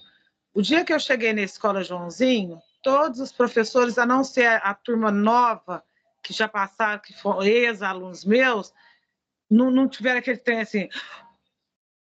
Eu cheguei e todo mundo ficava me olhando assim, tipo assim, agora ela ficou doida de verdade. Os meninos mais novos, os professores mais novos de filosofia, sociologia, que tem uma mente mais aberta, então eles já falam assim, não, Dag, agora sim, agora virou representatividade. E os professores mais antigos, que são mais antigos igual eu, da minha geração, você ficou doida, para que você cortou o cabelo? E os meninos ainda não tinham me visto. Abri o portão, fui receber os meninos, eles não entravam para a sala de aula, eles acharam a coisa melhor do mundo, a representatividade de ter uma pessoa negra que resolveu mudar tudo, teve coragem de mudar, não usava brinco, usava só brinquinho, aí eu já lancei João Brincão, e depois disso os meninos também começaram a se assumir, a deixar cabelo black. Eu tenho um Rafael lá que tem um black, que é a coisa mais linda do mundo. Aí ele fala, de vez em quando ele manda mensagem, que agora eu estou de licença, ele manda mensagem, essa semana mesmo ele mandou mensagem, lá, fiquei sabendo que você vai voltar da licença. Você já lançou a Braba? Eu falei, não, já lancei a Braba. Falei, deixa eu ver. Eu falei, não, a Braba vai ser só segunda-feira. Então eles ficam assim, esperando o que eu vou levar para eles de representatividade e o que os outros professores vão absorver. Eu ainda tenho é igual você falou, eu tenho uma mente, a mente está lá em cima, só que o pé que segura ainda a educação, aqui, a educação bancária aqui em Minas, ela te coloca bem no freio, ela te dá umas datas para você trabalhar, mas ela te dá N serviços também que não deixam você trabalhar aquela data. Por exemplo, aquela data do Dia das Mulheres Negras Caribenhas, que o ano passado veio um projeto maravilhoso para a gente trabalhar aqui em Minas. Perfeito, muito bem escrito no papel, a superintendência mandou para nós, só que como que eu ia trabalhar aquele projeto que eles colocaram na mesma semana do Conselho de Classe? Então, qual que é a prioridade para a escola? Estudar o negro ou fazer um Conselho de Classe? Logicamente que foi colocado que, nós vamos trabalhar isso aqui dentro da sala de aula, professor de sociologia, filosofia, vamos colocar os meninos mais novos, que é filosofia, sociologia, que são esses meninos que têm a mente mais aberta, e na minha escola, são meninos mesmo, que estão iniciando, então estão assim, com todo o gás, vamos colocar eles para trabalhar isso na sala de aula, e pronto. Então não se chama ninguém, não coloca uma outra representatividade, a não ser só os professores, tem outras pessoas que poderiam falar, que Boa Esperança tem gente muito inteligente, poderiam falar mais sobre isso, e o governo ele te dá com uma mão e toma com a outra. Então, ele não coloca o negro ainda em prioridade. Então, a nossa base seria mudar a educação, né? Colocar na Secretaria de Educação que essas datas são primordiais, e com elas eu consigo ensinar o menino a se gostar, a se transformar, a se aceitar. Essa semana nós tivemos, semana passada, que foi a Semana do Livro, teve um episódio aqui em Boa Esperança que me deixou assim, estarrecida. A escola da minha neta foi para a biblioteca pública, fazer uma visita na biblioteca pública, e chegou lá, tinha Preta de Neve. E uma professora, você vê nitidamente no vídeo que a professora fica o tempo inteiro assim. Sabe assim, os gestos dela mostravam que ela nunca tinha ouvido falar sobre o Preto de Neve. E depois, a minha neta chegou aqui, de 5 anos, chegou assim, vovó, tem a Preta de Neve, e não sei o quê. Deixei ela contando a história. E depois eu fui para a reunião da Pastoral Afro, que é a Preta de Neve, faz parte da Pastoral Afro. E nós tivemos uma reunião na terça-feira. Aí fui, primeiro questionamento que eu fiz, falei, Jô, e o que você fez com a cara das tias que estavam indignadas com a Preta de Neve? Teve uma professora que chegou a falar lá para a secretária lá da Biblioteca Pública, que ela deu um outro ressignificado para a história da Branca de Neve e como ela ia explicar isso para os meninos, como ela ia explicar para o menino que existia uma Preta de Neve. Aí a menina, a Sandra, foi perfeita, ela falou, não, você não precisa explicar, tá aqui, ó, você vai levar o livro, já foi contada a história, mas você leva o livro, eu te impresso o livro, você leva, estuda e dê o significado correto para a história da Preta de Neve. Então, assim, a educação ainda está muito fechada, ela ainda está muito na época mesmo da escravidão ainda. Infelizmente, nós enfrentamos isso. E cabe a nós colocarmos na cabeça do menino. É difícil? É. Eu estou em vias de aposentadoria por conta do problema que eu tive no coração.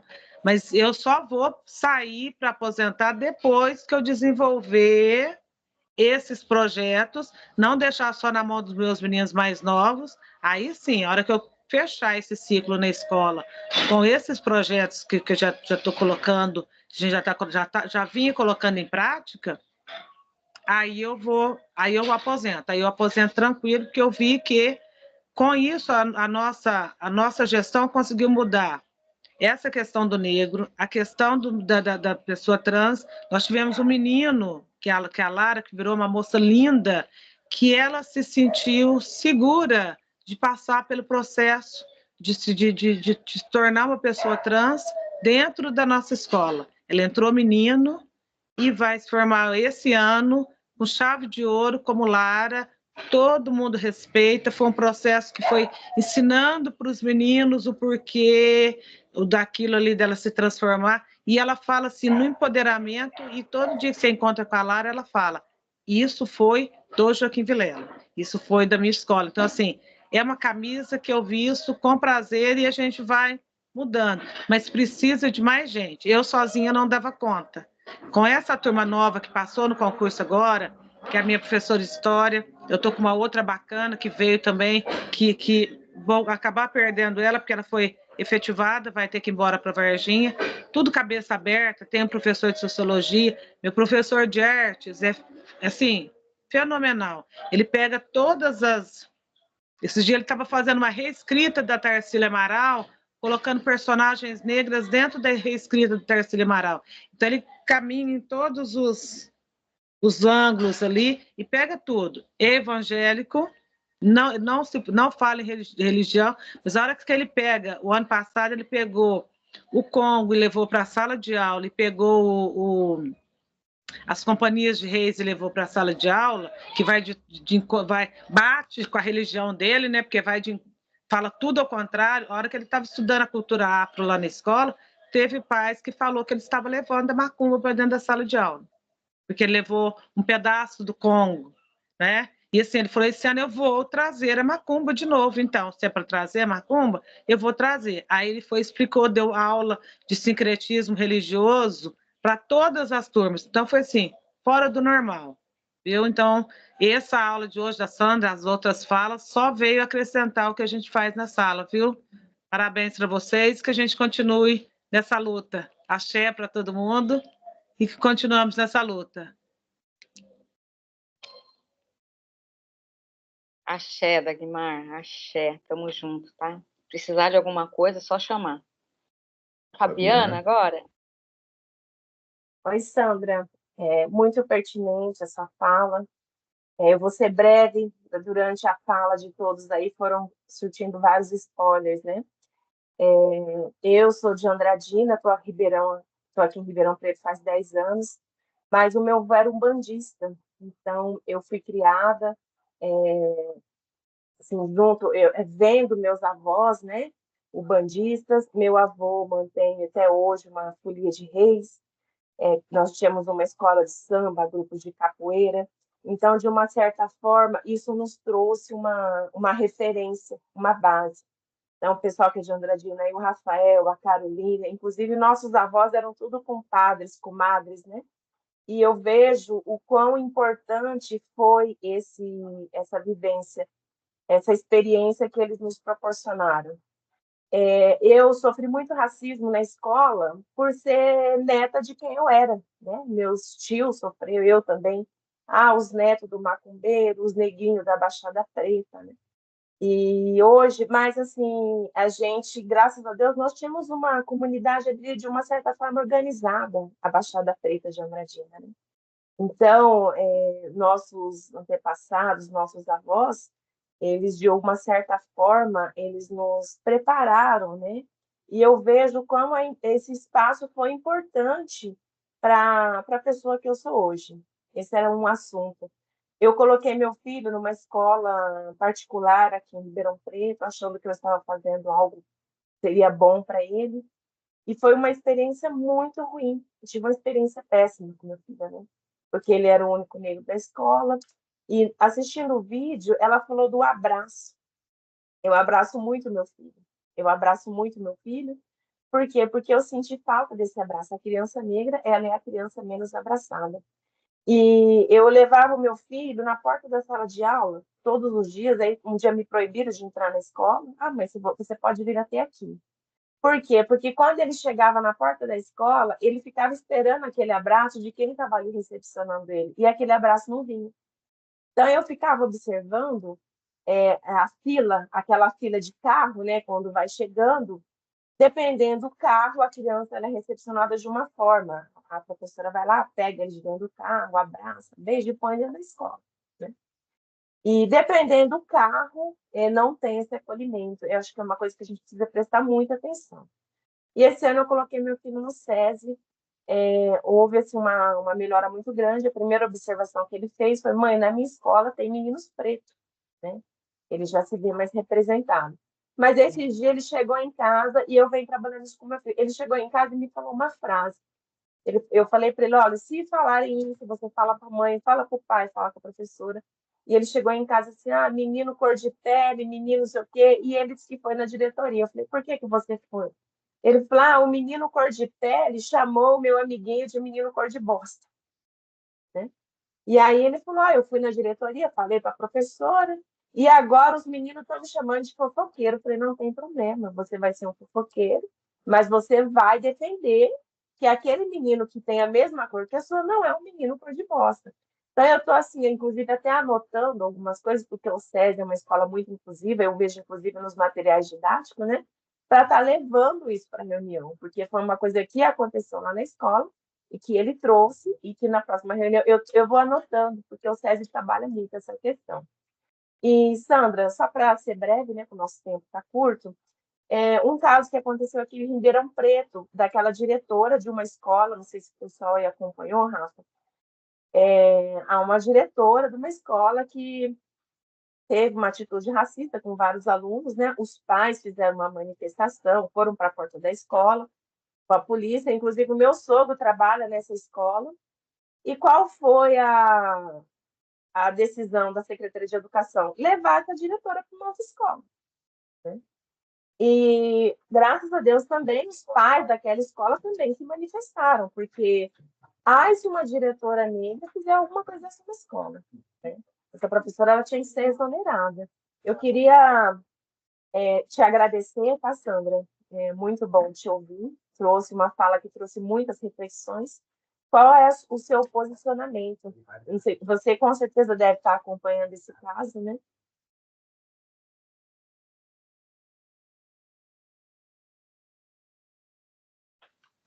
Fabiana, esse caso, entre tantos outros casos aqui em Ribeirão, né? Da professora que cortou o cabelo da menina, da professora que chamou a aluna de macaca, né? Então, nós não podemos esquecer que existe uma estrutura educacional, e essa estrutura, a forma como ela lida com a questão racial, ainda é muito lenta, né? Ainda é um processo muito lento. E nós precisamos nos organizar mais a nível de conselho da comunidade negra, com mais participação dos grupos negros, com mais exigência de esclarecimento com relação a essas questões. A participação e a cobrança é fundamental, porque muitas vezes, um dos casos que eu pude acompanhar, era a gente sozinho batendo em cima. E aí, o que vai acontecer com essa professora? A professora continua na escola, mas o aluno também continua na escola, a professora tem que sair. Vocês têm que tirar a professora da escola, mandar para outra escola, porque a agressora, ela continua lá. Então, batemos em cima disso, entendeu? E automaticamente, depois de muita insistência, eu acho que acabaram transferindo essa professora de escola, mas os pais também decidiram tirar a aluna da escola. Então, é uma luta constante. E quando a comunidade não se pronuncia diante disso, eles vão se sentindo mais à vontade. Então, o que nós precisamos é estar atentos às nossas crianças. Ocorreu um caso desse na escola, vá até a escola e exija uma ação. Porque, do contrário, o que vai acontecer? É o primeiro caso e automaticamente outros virão. Porque dentro da observação dos próprios alunos, eles viram que não aconteceu nada. Dentro da observação dos próprios professores com atitudes racistas, eles estão vendo que eles estão protegidos. Então, enquanto mães, enquanto educadores, eu penso que a gente não pode se calar diante de uma atitude racista dentro do espaço escolar. De forma nenhuma. De forma nenhuma. Tá? E usar tudo que nós temos de necessário para divulgar também esse fato, né? Porque muitas vezes o silêncio e o fato desse acontecimento não ir para a mídia também parece que não, mas acaba sendo algo positivo, né? Para quem cometeu o ato. Não sei se eu respondi. Vamos seguir? Eu não sei se vai dar tempo. O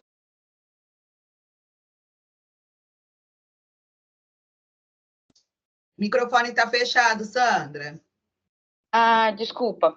Rafael, pode passar para o próximo vídeo da educação antirracista, por gentileza, para a gente não estender muito? Tá? Pode pular esse, que é sobre o preconceito social, depois a gente conversa junto. Pessoal, esse material é um material muito, muito, muito interessante que foi colocado pela GNT, e eu gostaria de compartilhar com vocês algumas coisas boas que estão sendo feitas dentro da educação.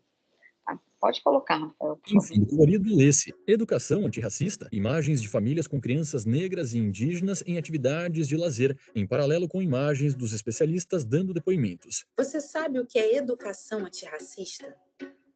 O mundo precisa de muitas narrativas. Se a educação supõe eleger uma narrativa, essa educação já é em si racista. E para não restar nenhuma dúvida, a gente conta com uma equipe de educadores e especialistas que vão nos ajudar a entender por que a educação antirracista é boa para todo mundo. A gente só vai poder caminhar quando a gente começar a entender que o antirracismo tem que virar uma filosofia de vida. Se isso não é quebrado de alguma forma, continuamos e perpetuamos o racismo sem precedentes. A escola foi, em muitos casos, continua sendo um veículo desta compreensão. trazer essa possibilidade da gente investigar as origens de pessoas pretas, brancas, indígenas, brasileiras, né? Se você é branco, negro, indígena ou amarelo, esse papo é com você. Por uma educação antirracista. Uma apresentação Alana. Produção Maria Farinha Filmes. Distribuição Flow. Apoio Imaginable Futures. Em cooperação Unesco. Assista no canal do YouTube do GNT. Conheça mais em www.porumaeducaçãoantirracista.com.br. Esse material ele está disponível em 5 episódios. E aí eu separei um episódio para vocês, que é o episódio 4, para a gente também ver as possibilidades e essas várias narrativas que foi falado. E, inclusive, ela esteve na Feira do Livro do ano passado. Então, pode colocar, Rafael, por favor, o próximo vídeo.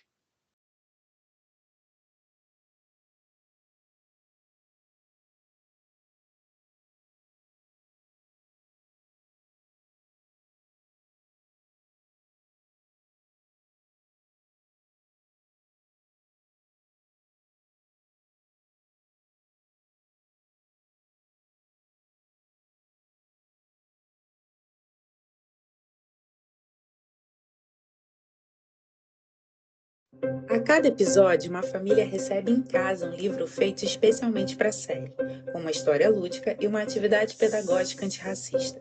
Dessa vez, honrando a educação a partir das trocas de saberes e diálogo entre gerações, invertemos a lógica. É a família que se reúne para escrever o livro. E para não restar nenhuma dúvida, a gente conta com uma equipe de educadores e especialistas que vão nos ajudar a entender por que a educação antirracista é boa para todo mundo. Se você é branco, negro, indígena ou amarelo, esse papo é com você. Episódio 4, pertencimento e identidade.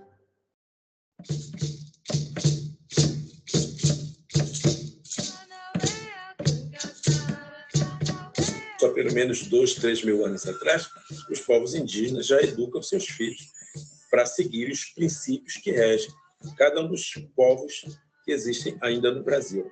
São 305 povos. São 305 maneiras de olhar para o mundo, portanto, 305 maneiras de educar as nossas crianças. Vamos brincar aqui um pouquinho de desenhar uma história, vamos criar uma história. A metodologia do projeto Mamuco Oxupi, que significa a fala e a escrita da criança, ela foi pensada de uma maneira que os alunos buscam entender o seu mundo através de contos, né, de história dos mais velhos.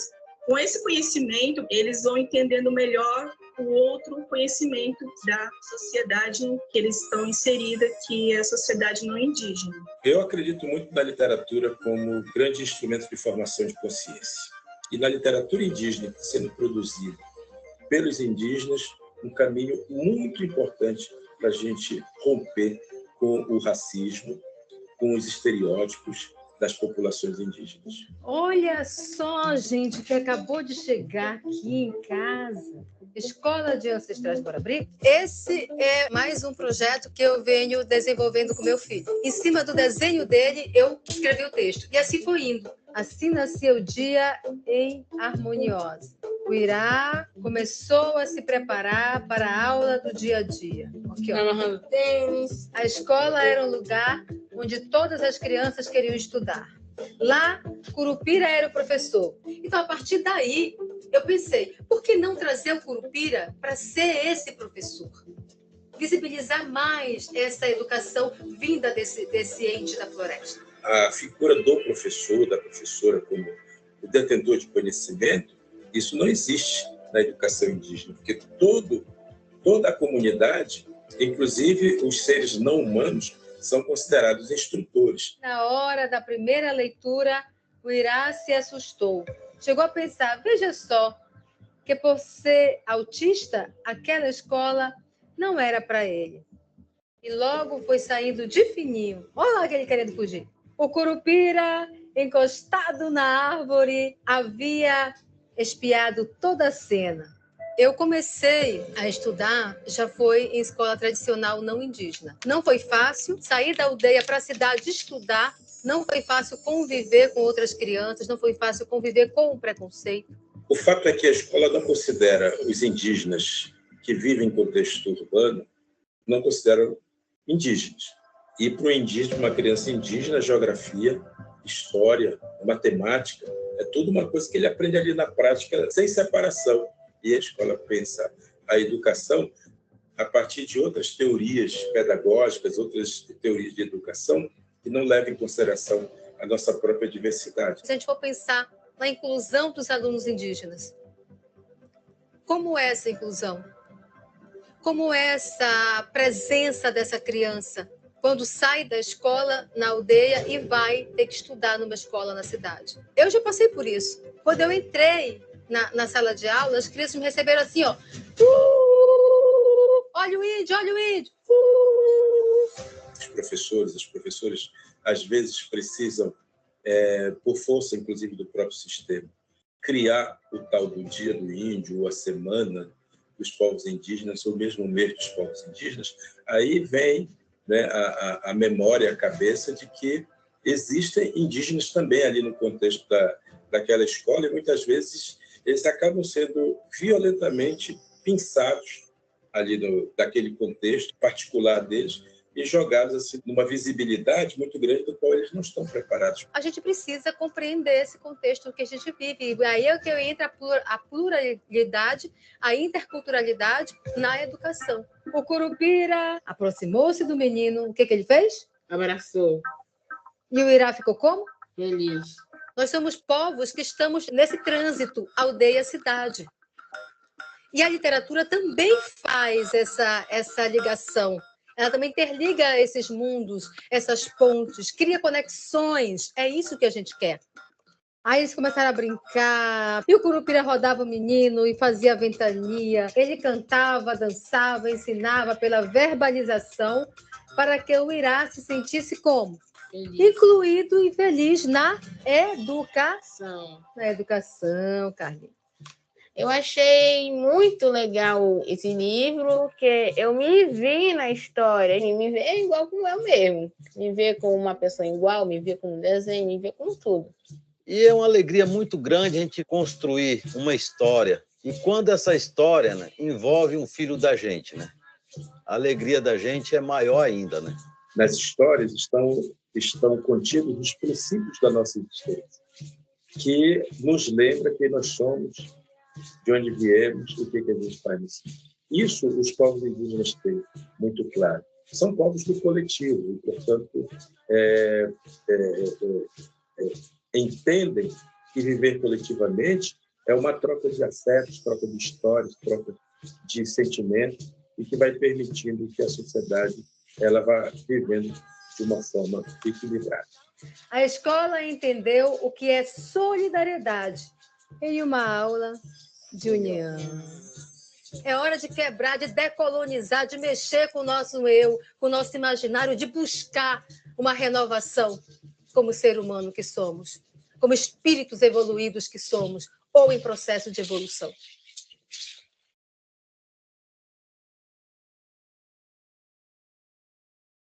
É um material muito, muito interessante e me fez lembrar uma fala da Dagmar com relação às datas, né? O quanto que o sistema nos coloca presos em datas. E isso também faz com que a gente tente subverter essa ordem. Eu acho que isso também é importante. Nós, professores, em sala de aula, nós precisamos aprender a desenvolver mecanismos que não nos prendam de alguma forma. Precisamos ativar nossa criatividade dentro dessa sala de aula por conta do quê? Todos os mecanismos possíveis e imaginários para nos prender, para que a gente não possa dialogar com os nossos alunos naqueles temas que nós queremos, eles vão colocar. Então, como subverter essa lógica de datas, de tempos históricos comandados e recortados por esse sistema? A Lei 10.639, ela está aí. Essa matéria, essa lei, ela pode ser aplicada em todas as matérias. Em todas. matemática, ciências. Então, é a gente começar a um processo de ousadia, de fato. Utilizar as ferramentas que nós temos, mas principalmente o nosso saber ancestral, para que a gente possa dialogar em sala de aula, além das datas impostas. Eu vejo isso como se fosse assim, olha, você só vai poder falar sobre isso em tal dia, em tal data. Fora isso, não. Então, não deixa de ser uma proposta violenta. E nesse vídeo que eu coloquei, também gostaria de observar o seguinte, não só as crianças indígenas, negras, indígenas, mas como as crianças ciganas são tratadas. As crianças do circo são tratadas. Elas sequer são citadas. Elas sequer são faladas. Então, como a escola se prepara? O que nós estamos vendo é praticamente aí quase que um aparelhamento religioso da educação, tentando homogeneizar todos os alunos dentro de uma só narrativa. E o que nós estamos fazendo? O que nós, enquanto professores negros, o que nós, enquanto coordenadores, diretores, o que nós estamos fazendo? Nós precisamos nos unir. Esse aquilombamento que está acontecendo hoje, nós precisamos fazer isso várias vezes e trocar não só experiência, mas trocar projetos, e não só trocar, mas implementá-los em nossos espaços.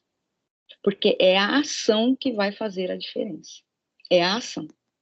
Não adianta termos só a teoria, não adianta continuarmos falando que o sistema ele é opressor, ele é e vai continuar sendo. A estrutura dentro da escola pública é essa e vai continuar sendo. Na escola privada também é essa e vai continuar sendo. Como eu atuo dentro de um espaço escolar, onde até o ano passado, durante esses 18 anos, eu era a única professora negra da escola inteira. É isso, é traçando estratégias todos os dias. Todos os dias. Estudando feito uma louca para elaborar uma nova estratégia para subverter aquilo que era colocado que eu tinha que tinha que falar. Eu entendi que só assim, subvertendo essa lógica, a gente consegue avançar.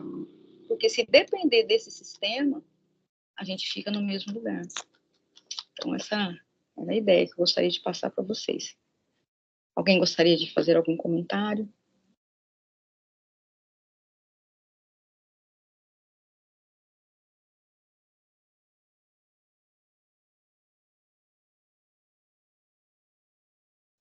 Não? Podemos seguir? É o nosso último vídeo, tá, pessoal? E esse vídeo eu escolhi, que é da professora, filósofa, doutora Catiúcia Ribeiro, que eu amo, tenho um respeito imenso por ela, porque a linguagem que ela traz, reflexiva, com relação a esse nosso espaço escolar, né, é muito importante. Então, eu encerro, né, esse nosso encontro com o vídeo da professora Catiúcia Ribeiro. Então, pode colocar, Rafael, por favor.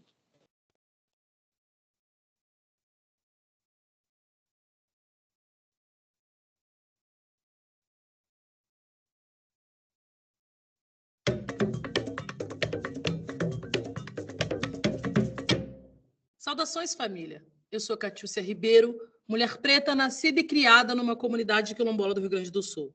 Sou doutora em filosofia africana e é deste lugar que parto para pensar o mundo de hoje. A filosofia africana procura refletir sobre a vida a partir de saberes produzidos em tempos imemoráveis. O que o berço da humanidade tem a contribuir para nossas vidas hoje, lembrando sempre que para nós o futuro é ancestral.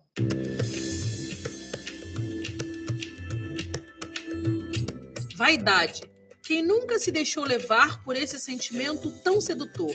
Um perigo que sempre nos ronda, além de um modo de ser muito típico de algumas autoridades do cotidiano brasileiro. Advinda do latim, vaidade tem origem nas palavras o que vazio. firmado sobre aparência ilusória e ainda a valorização que se atribui à própria aparência ou quaisquer outras qualidades físicas ou intelectuais fundamentadas no desejo de que sejam reconhecidas ou admiradas pelos outros. Quais ensinamentos éticos nossos ancestrais nos deixaram sobre isso? Não te envaideças pelo que sabes. Toda pessoa conhece, tanto quanto não conhece. Todas as pessoas têm algo para ensinar e aprender. Que seu coração nunca seja vaidoso com o que você sabe. Aceite o conselho do ignorante, assim como do sábio. Esse é o primeiro ensinamento do escriba Ptah-hotep. Filósofo da quinta dinastia quemética. Kemet é o nome original do Egito. Significa terra preta, comunidade preta. Egito é uma nomeação dada pelos gregos. Quando o filósofo Ptah-hotep nos ensina a aceitar o conselho do ignorante e do sábio, está querendo dizer que todas as pessoas possuem importância e é preciso uma ética da humildade e uma postura política sempre aberta a escutar e aprender. Uma pessoa vaidosa está tão ensimesmada que é incapaz de se enxergar do tamanho que realmente possui e incapaz de enxergar o outro com seu tamanho real. A vaidade é uma doença da visão. Fico pensando como esse ensinamento aponta para o adoecimento da nossa sociedade. Uma sociedade julgadora que qualifica o outro pelos seus rótulos e status social. Apesar de sempre dizermos o contrário, nossa prática cotidiana é julgar o livro pela capa. A escravidão produziu um cotidiano social em que o valor e a dignidade de uma pessoa estava inscrita na sua aparência. Se é negro, é ignorante, bárbaro, propenso a crimes, imoral, objeto comprável e vendável. Se é branco, possui uma elevação moral, uma inteligência, uma humanidade. Vivências políticas onde todos são iguais perante a lei são ignoradas por uma herança escravocrata na qual há pessoas superiores e inferiores. Dessa estrutura social e histórica se originam frases do tipo: você sabe com quem você está falando? A resposta que deveria ser óbvia é: uma pessoa igual a mim. Para a filosofia africana, uma criança precisa ser escutada com atenção, pois dela pode fluir um novo olhar. Todos possuem sua importância. O vaidoso nunca poderá travar uma relação sadia com o outro, porque ele não é capaz de se enxergar. A certeza e o exagero sobre seu próprio valor e sabedoria são amostras da sua ignorância.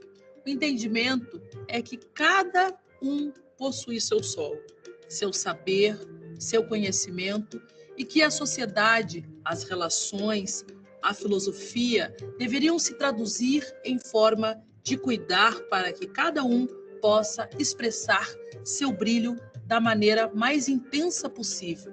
O brilho de cada um é a luz que recairá sobre nós. A consciência e a defesa do brilho alheio é a cura da má visão produzida pela vaidade que cisma em diminuir o outro em nome de uma ilusão. Ubuntu é uma filosofia composta por uma ética, uma política, uma percepção da realidade que se sustenta pelos pilares do respeito e da solidariedade.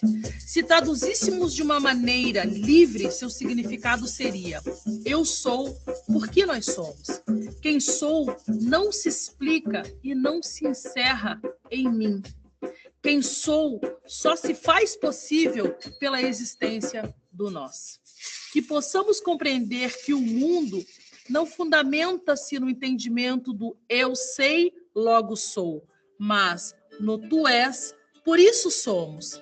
Encerro o programa de hoje pedindo aos ancestrais que nos iluminem e nos deem sabedoria e muito axé, que possamos nos curar da má visão produzida pela vaidade, para que possamos, enfim, produzir uma sociedade em que cada um de nós possa iluminar a vida com o seu raio de sol. Axé em nós e até breve.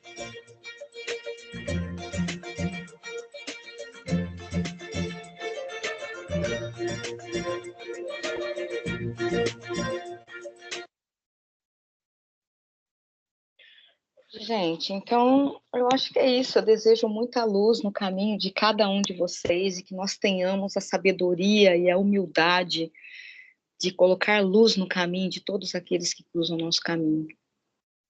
É um desafio, sempre. Viver é um desafio. Mas se não for dessa forma, que sentido vai ter a vida? Então, não sei se eu sou uma pessoa esperançosa demais, eu não sei, mas eu gostaria que vocês ouvissem de mim o que eu puder ajudar, contribuir, colaborar. Tem também a formação de professores, se você achar que eu posso estar presente na sua cidade, entre em contato. Mas é isso, é juntos. Sozinho não dá para fazer muita coisa, mas juntos a gente transforma tudo. Da minha parte é isso. Muito obrigada. Se tiverem perguntas, considerações. Era isso que eu ia falar agora. Se a gente quiser, se tiver mais alguém aí que quer colaborar com essa discussão, nós estamos aí com a palavra franqueada para aqueles que querem participar.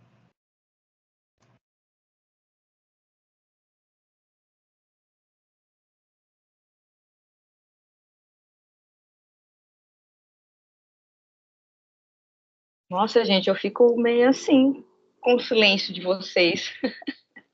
Não, peraí, eu estava esperando ali. Eu tenho considerações aqui, eu tenho alguns apontamentos aqui. Eu estava esperando deixar o pessoal falar, né? Eu estava querendo ouvir também. Mas vou começar aqui, gente. E aí, à medida que vocês quiserem também participar, beleza. Mas eu queria falar um pouquinho sobre aquilo que você traz, sobre aquele estudo que aponta aquelas 4 questões ao qual a gente fala sobre a população negra. É engraçado que assim, quando a gente ouve de início, você fala assim, mas você está falando lá dos Estados Unidos, você está falando lá do estudo de Harvard, aquela coisa toda. Mas, de fato, você vai começando a fazer o paralelo no Brasil e as coisas são terríveis, assim, nesse aspecto, porque eu vi uma matéria, alguém falando sobre doenças de preto, né? Que é associada às doenças crônicas. Então, na minha família, tenho diabetes, pessoas com diabetes, eu tenho pessoas com hipertensão, eu sou hipertenso, minha mãe está aqui também, é hipertensa, minha mãe é diabética, pai diabético. Então, existe e quando você vai vendo a população negra, independente da sua questão associada ao seu poder aquisitivo, essas doenças crônicas, elas te pegam, elas estão associadas muito.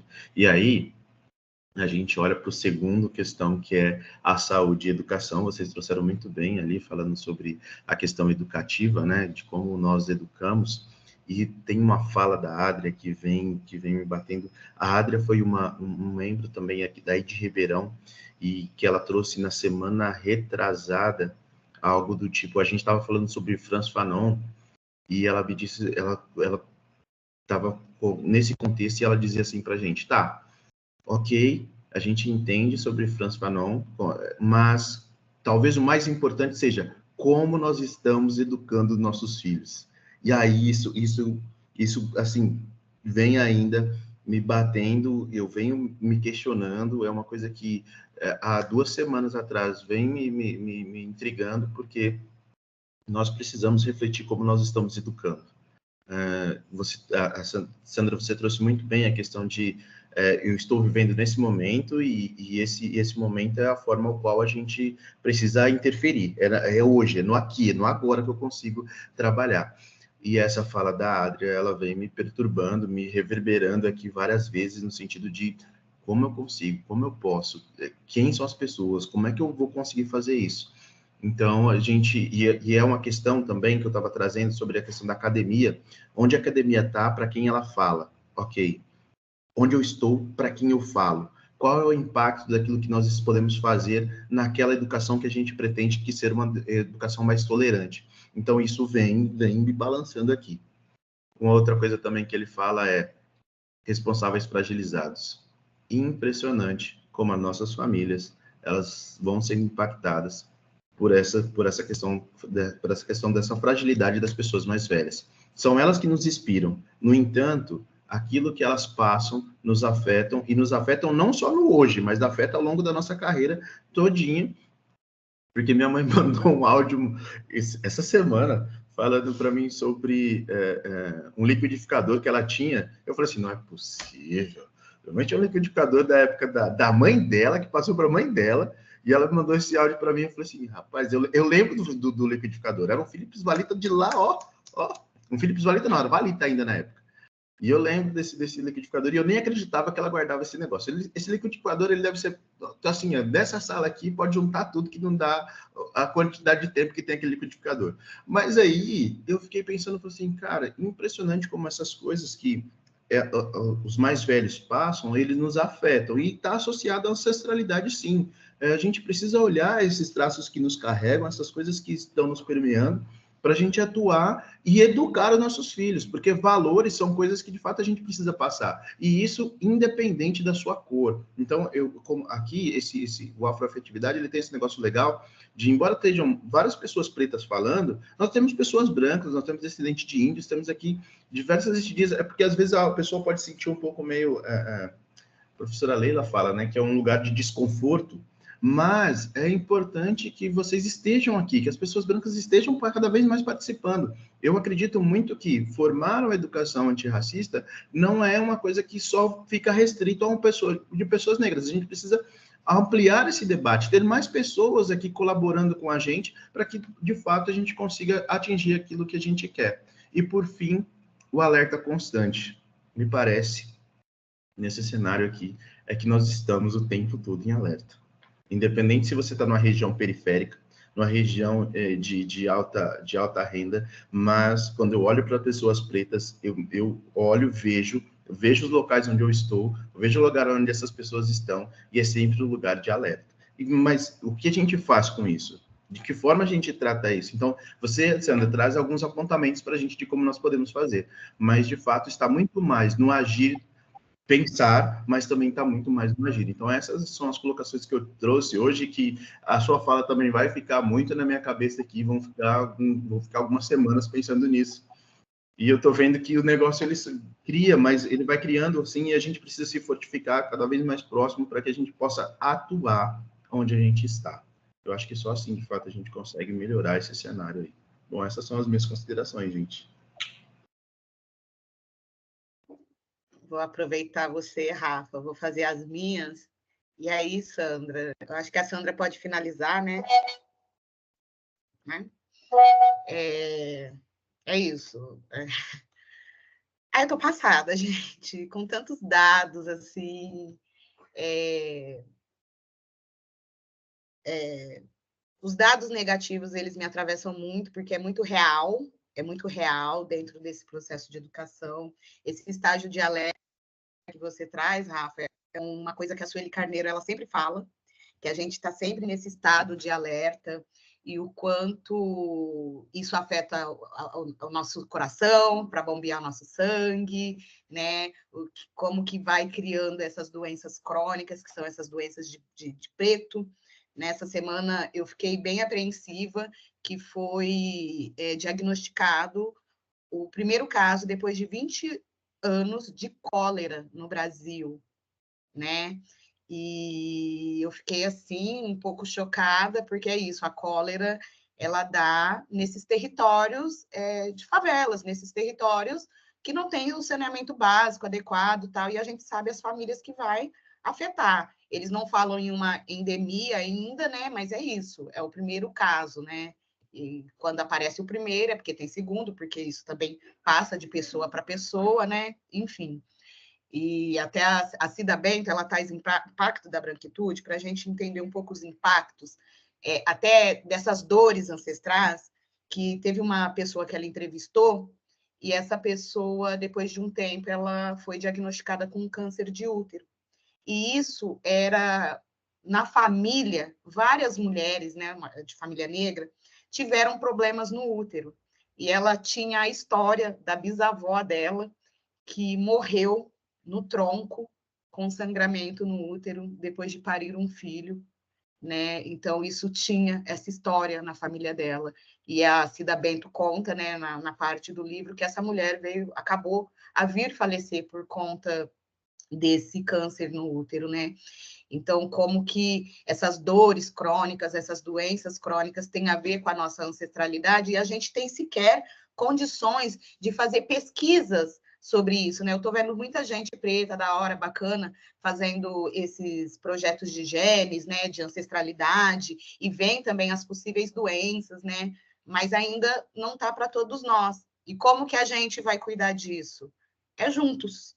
É estando juntos, é estando juntos, é compartilhando, inclusive, essas nossas agonias, fazendo que o coração bombeie sangue. Eu tive o coração acelerado aqui hoje várias vezes, por todos esses atravessamentos, mas eu acredito que juntos, juntas e juntas, né, a gente possa amenizar essa caminhada e juntar forças, né, dentro dessa potência também ancestral, que mesmo adoecida, ainda assim se permitiu a seguir, se permitiu a lutar e permear esse caminho que a gente está hoje.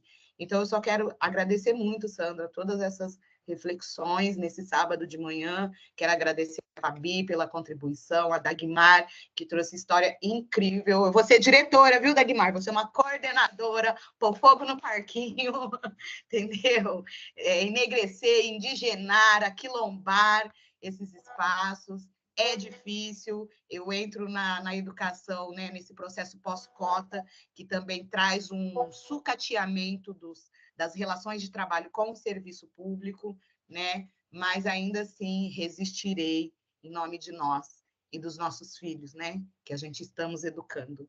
Então, muito grata por vocês e por essa aula de hoje. Obrigada. Sandra, encerra para a gente com as suas considerações finais. Ai, gente, muito emocionada aqui, mas compartilho com vocês uma preocupação minha, que é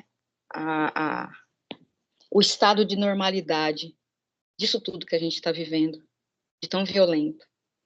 Então, o que eu peço a vocês, né, vamos nos entrincheirar, sem medo, vamos avançar, vamos traçar nossas estratégias, vamos seguir. E é hoje, é agora. Não vamos colocar nas mãos daqueles que ainda virão um compromisso que é nosso. Então, é aquilo. Quem está na frente, quando cansa, dá lugar para quem vai chegar, e assim a gente vai fazendo essa troca, porque isso também é cuidado, e nós merecemos e devemos ter a humildade, né, das trocas. Então, que nós tenhamos sabedoria para seguir nesse caminho, que é um caminho tão delicado, e é um caminho estrategicamente traçado para nos atravessar a todo momento, para fazer com que a gente fique no caminho, para fazer com que a gente desista. Mas estamos aqui. Como diz a frase, eles planejaram nos matar, não é? E nós estamos aqui vivos. Então, um grande beijo para vocês. Combinamos de não morrer. Combinamos de não morrer. Combinamos de não morrer. Então, fiquem firmes. Fiquem firmes. Vocês, nós, não estamos sozinhos. Tem muita gente boa fazendo muita coisa. A gente só precisa se encontrar. E é esse o medo deles, que a gente se encontre. Vamos, gente. Vamos lá aqui. Nosso povo só tem a vencer. Gratidão, viu? Gratidão mesmo. Obrigado, Sandra. Gente, um forte abraço. Fiquem com Deus. Excelente sábado e bom final de semana a todos. Bia, valeu, viu? Tchau, obrigado, gente. Valeu.